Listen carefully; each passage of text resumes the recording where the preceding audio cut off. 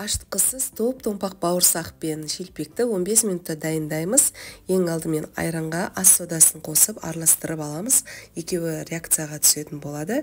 Одан кейін біз ұнға тұз, қант және де жұмыртқаны салып араластырамыз. Оның үстінен айран массасын құямыз, сұйық май құямыз және де қамыр илейміз. Қамырымыз кішкене қолға жабысатын жұмсақ болады. 15 минутқа бетін жауып қоямыз. 15 минуттан кейін қамырды екіге бөліп, бір бөлігін бауырсақ және бір бөлігін жетіге теңдей етіп бөліп алып, шелпек жасаймыз. Бауырсағымызды жайып алып, бетін жауып қоя тұрамыз. Одан кейін шелпегімізді жайып, оның да бетін қаязымыз үшін жауып қоямыз.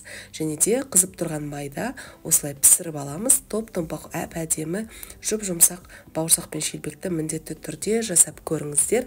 Сіздерге ұнайтынына мен сенімдімін. Егер ұнаса лайк басып, достарыңызбен бөлісуді ұмытпаңыздар. Сіздермен болған